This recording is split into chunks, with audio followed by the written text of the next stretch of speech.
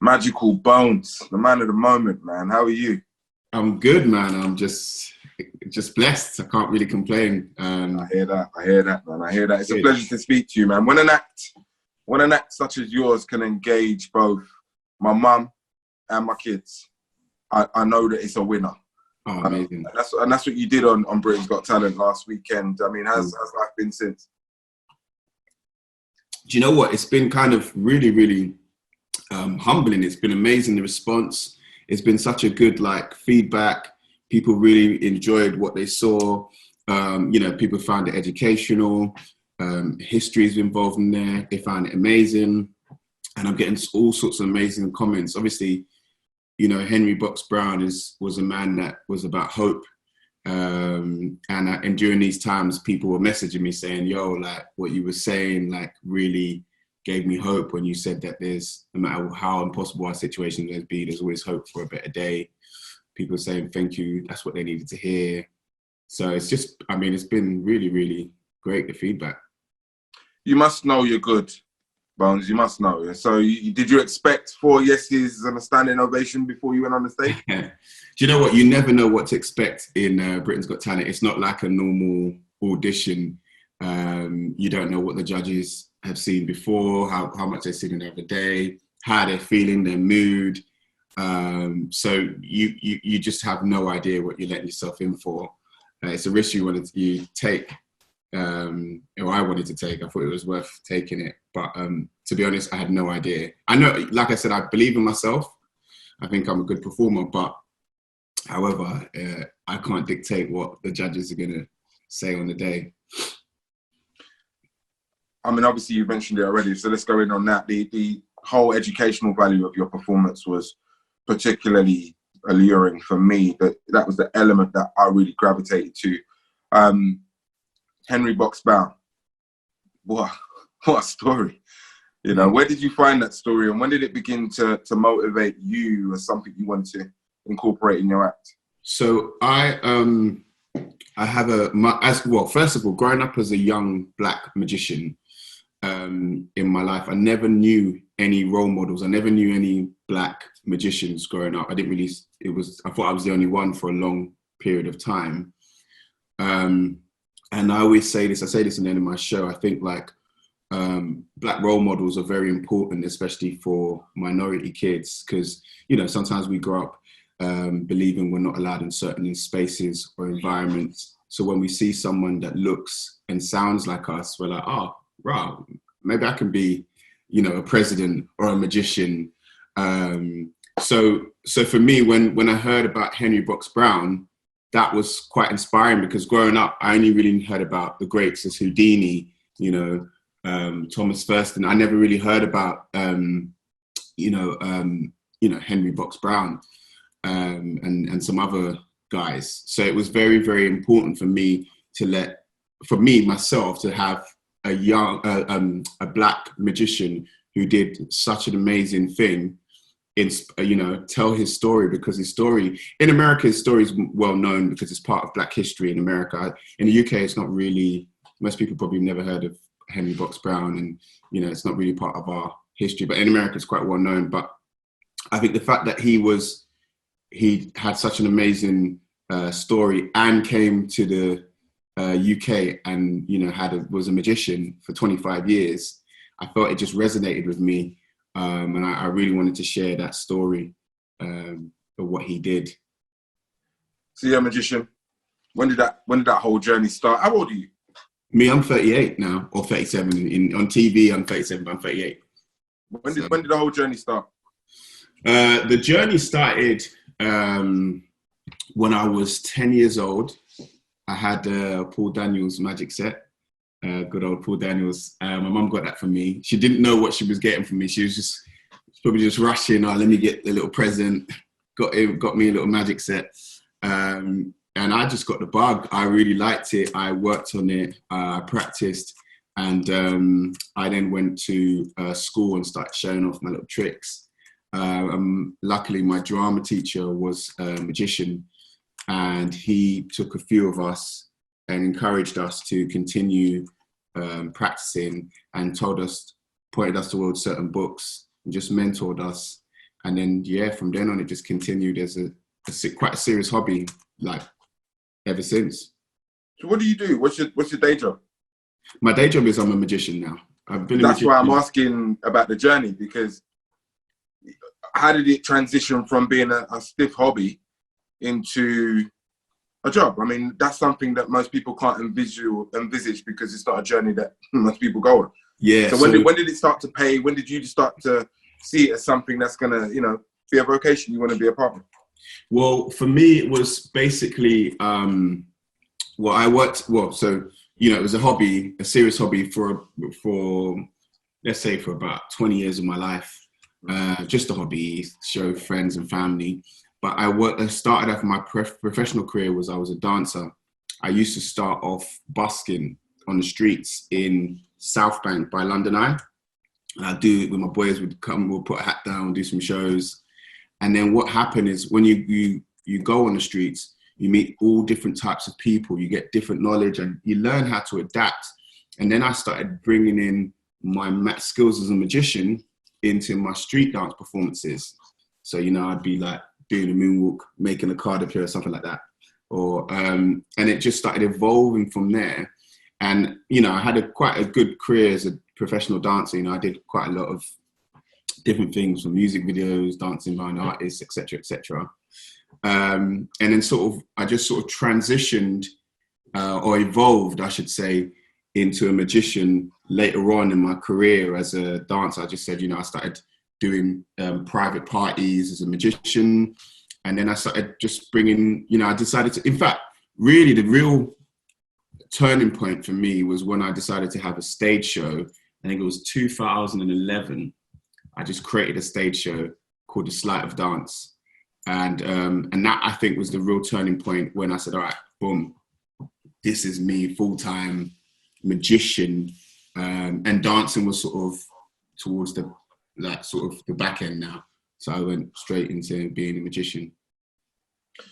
That's an interesting segue, because you've almost taken that core skill of being a dancer, street performer, and refined it with the magic, I guess. Explains why you just did a somersault on the spot. Because most people can't do that either. Yeah. What else inspired you? What else has inspired you along your journey? Because I can imagine being a magician is quite lonely. So I'm inspired. There's a lot of solitary learning. For me, like obviously coming from a hip hop dance background, I'm inspired a lot by music and artists. So a lot of the things I bring into my magic routines is not even, I always think it's good when magic tells a story. So, even if it's just about who you are, people know about your journey. If it's like, oh, why is he doing a backflip and catching a card or whatever? So I'm inspired by performers, Prince, Michael Jackson, topics that's going on. And also I want to inspire people, send a message. Right now, my show that was on tour was called Black Magic, because what I was really looking at was how, like, what interested me was black magic. Is the word black in general always has negative connotations attached to it. And I'm always interested in that because, I say in my show, for such a tiny little word, it holds so much power, like, black, blacklist, blackguard, black sheep, black this, black that. But when you look at it and you look at the word black in general, actually on its own, it's actually quite beautiful, because you think about, the beautiful night sky, you think of our culture, you think of, Muhammad Ali, Nas, Obama, all the beautiful things. So when you think of blackness in the physical realm, like not in the way they portray it, it's actually quite beautiful. So I was just interested I wanted to create a show that sort of took away the negative side of blackness and sort of made it a positive thing. So that's why Black Magic, my show was called Black Magic. And it finished with, celebrating black magicians like Henry Box Brown, Ellen Armstrong, who was the first female African-American magician to have her own touring magic show across the whole of the US. I think it was 1913. I might have got, no, she was born in 1913. I can't remember the exact date. I have to check it on that. I think it's 1939, Ellen Armstrong. So for me, I'm reading up about Richard Potter. You know, you always hear about Harry Potter and all this. So I'm reading that Richard Potter was like the first famous African-American magician in history. It's like, rah, we don't really hear about that. So my inspirations is all these different stories that I'm hearing about, as well as the artists. So that's what I like to bring into the magic. 2011, you effectively took the plunge. So that's almost 10 years of, you know, being at the sharp end of your business.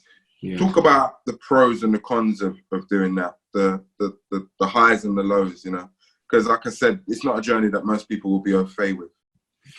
It's very difficult to do your own theatre show. You don't really see, in that time anyway, there wasn't really many people, magicians, going out in the UK, touring and doing stage shows. You'd see them at parties and whatnot, but you wouldn't really see them on stage. And, you know, it's scary to take that plunge because it's a financial risk. You might book the theatre, you know, you produce the show, so you spend money on the show. Then you have to hope that people buy tickets and come see the show. But one thing I always learned from the streets is that you learn how to embrace fear. You know, you embrace it and you're like, you know what, if you believe in yourself and you think you are talented, you know, you only have one life, go for it. Go for what you want to do. And you'd rather, you know, give it your all going for something, even if it doesn't come out exactly how you want, rather than sit there thinking, oh man, I wish I'd done this. And you know what? You know, how many people do you know say, do you know what? If I'd done that thing, I would have done X, Y, Z. Do you know what I mean? Most people say that. So for me, you have that. You have highs where when you do something and it's successful, nothing can beat how high that is. You know what I mean? You're just like, wow, man, I actually did it. And then, you know, the lows come, but I always see, I think, lows is all part of the journey, man. Mike Tyson talks about it. Like he says in his, if you ever watch Mike Tyson podcast, he talks about, you know, failure is just lessons. It's all part of learning, you know what I mean? So for me, I've learned that from the streets, like to always be like, when you're on the streets, for example, you'll do a street show. I'll be out doing a street show, whatever. You don't have to stand there and watch and pay. You can just walk past. It's me. I'm there just to, oh yeah, you know what I mean? You can just walk past, but you learn to just be like, all right, well, you know, we'll go again. If you don't want to, we'll go again and we'll go again, and you get better and better and better in skill. And then you find out, right, I've got 300 people watching you doing what you're doing, and, you know, and enjoying and being entertained and wanting to contribute to, you know, your talent and your success. So yeah, I guess I like to embrace challenges and fear, not be afraid of it. Excuse me. Sorry. Does she take credit for your success, having bought you that early day set for? Yeah, she does now. She does now. I said, my mom's African. My mom's was there ever a point where she kind of wavered in her, you know, looking at you thinking, are you still doing magic tricks? Like, are you not going to move on from there, or was she always staunchly behind you? Yeah, no. My parents and my dad. So I'm Nigerian. My background is Nigerian. Yoruba, Igbo? Well, my mum's Yoruba and my dad's Efik. Okay, nice. Yeah. So I don't know if you're familiar, but they've got a very academic background. So my dad didn't enjoy any of the whole dancing on the street, and you know, I had to go to university, college, and study at the same time. So I was studying maths while I was on the street doing the dance shows. Coming back, my dad was like, even when I was like, yo, I've just done this music video. I've just flew out here to do this commercial. And I was like, Dad, what do you mean? Go and read your book. You know what I mean? He's always giving me a hard time like that. My mum was always supportive, but again, she wanted me to study hard and get an education. I just kind of wavered away and just was a bit of a rebel as a kid. And like, I did it, I studied, and I think it's always important to get, you know, kids should always get their education, do their learning.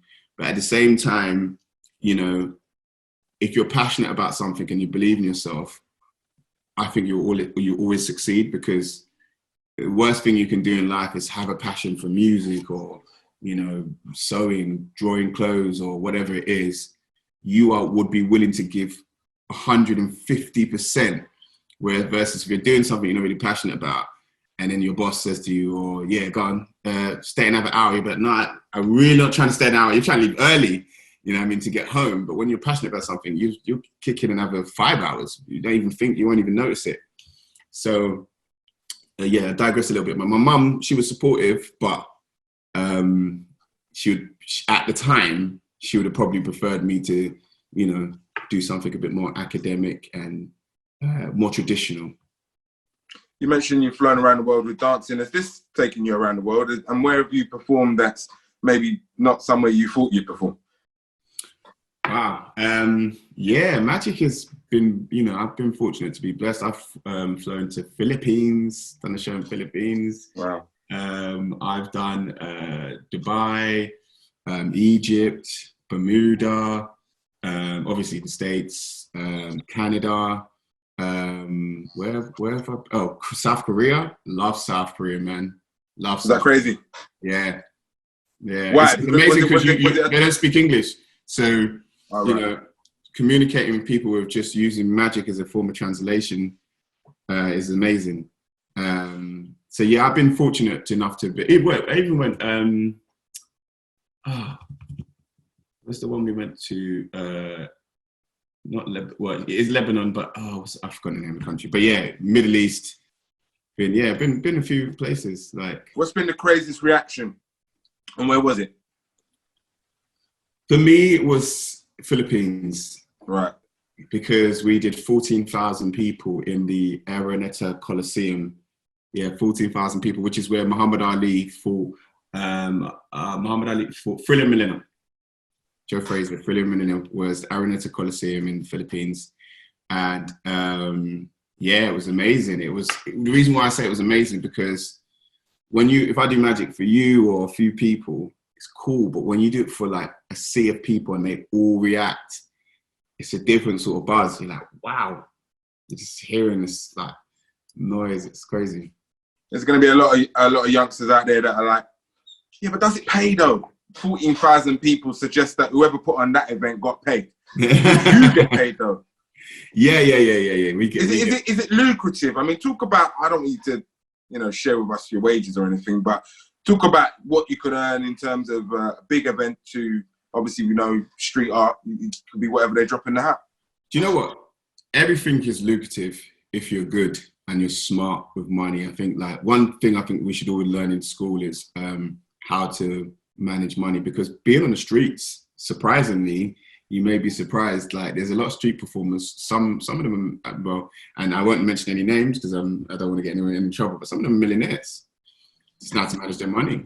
Well. Yeah, there's a lot of street performers that are millionaires. Likewise, there's a lot of street magicians from your dynamos who are millionaires. And, you know, the opposite's also true. You know, there's a lot of people on telly and whatever that are broke. And there's a lot of people on the street that are broke. So in terms of making money and having financial success, I think in the applications of all business models, whether it's you're owning your own shop, whether you're managing your street shows or your theatre shows, just learning how to manage money is what will determine your success in finance, in making a good living. I don't really, you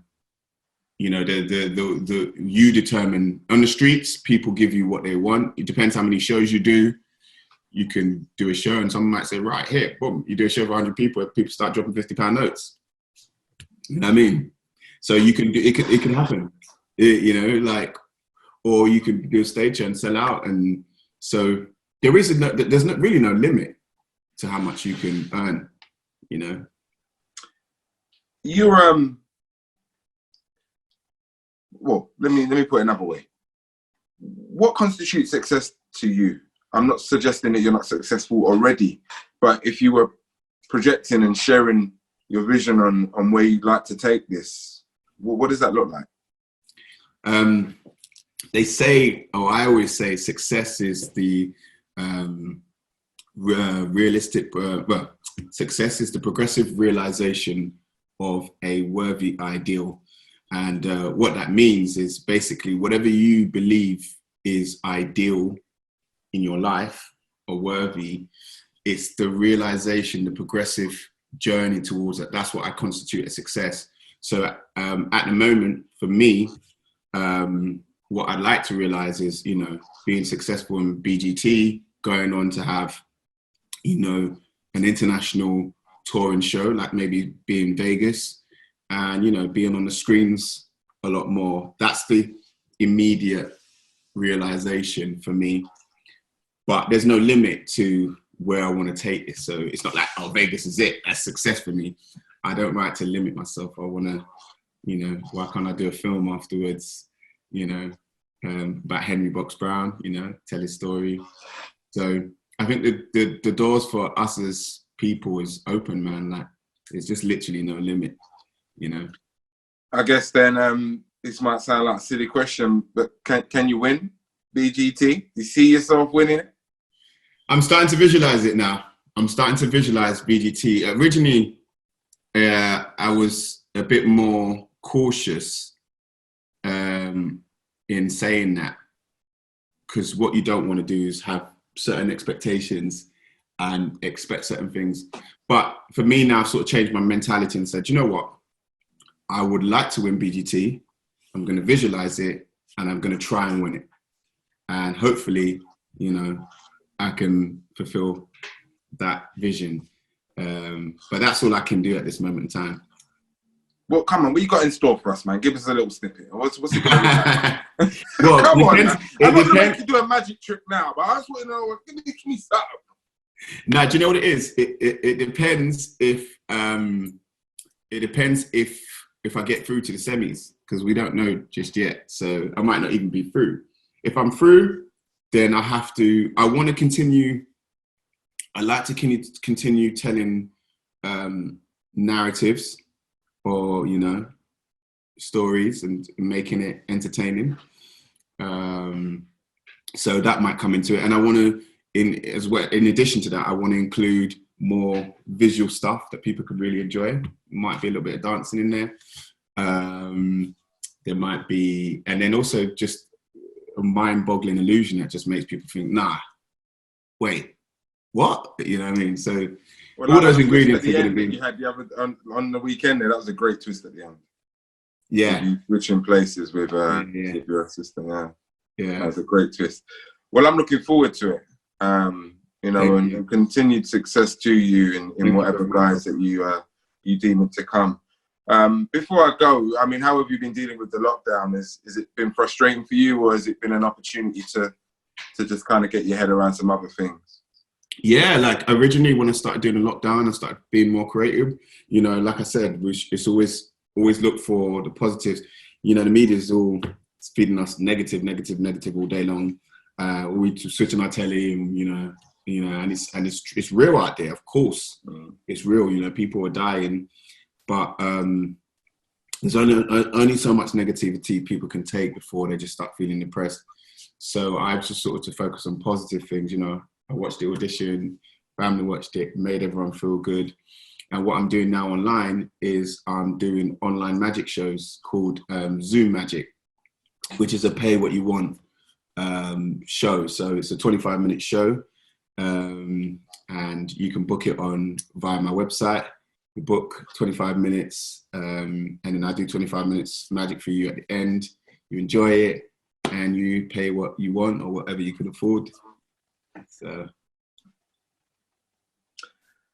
well, good luck with that. I'll cut that bit out and share that. So I'll put that on my What's On section just in case people are looking for something else to tune into. I feel a lot of people have exhausted Netflix and all of the usual go-to channels. So you could. It's interactive, by the way. The show's interactive, so people can get involved all the time. For example, I'll just quickly show you one of the things I'm doing. This is what I mean by it being interactive. So one of the things I've been doing during lockdown is drawing on these. These are my old train tickets. Okay. You've been drawing them? Yeah, I'll show you what I've been drawing on the back of them. So I've been keeping myself, and I literally, let me just tilt this down so you can see. I literally have been drawing on the back of all of these tickets. And these are some of the journeys I've done in the past, just so you can see. You can see that's London to Birmingham. Yeah. These are all different, by the way. London to Manchester, Sheffield.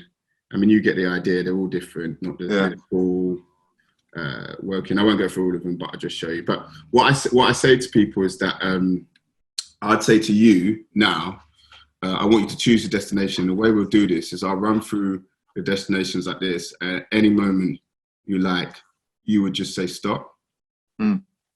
Stop. So you stopped here at Bradford. Right.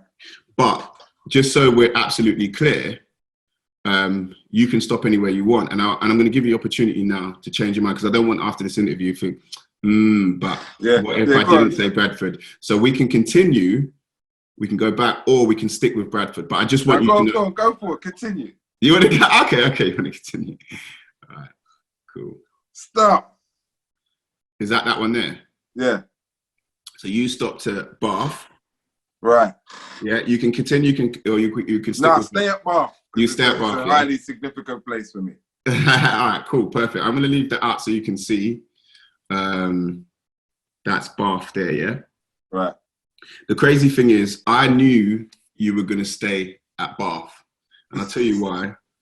You see, remember I said I drew on the back of all of these? Yeah. Well, what this is actually a train journey. And if you look, I'm just going to run through it. You can see the journey. You see the train? It's leaving the fields, it's passing all the trees. You can see the houses, the buildings. And look, it's coming to a stop. And the crazy thing is, that stop happens to be. You know what? So, it's like, do people react wrongly to you like you're some juju, like, some juju specialist? That's a bit scary. It is a little bit scary still. It's a bit scary. But yeah, so that's what I'm doing. I'm doing these kind of shows and doing magic for people on Zoom.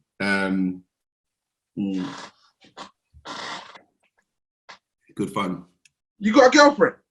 Yeah, I got missus. I got son. She's not here. You're a dad as well. Huh?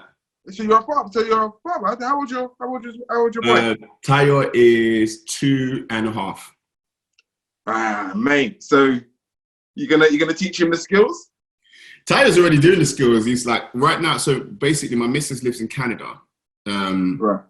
So we do 6 months here, 6 months abroad. So it's a bit of we're like nomadic kind of family. But Tayo's dancing, he's playing instruments, trying to mess around, as well as annoying everybody in the house. He's also trying to mess around with magic as well.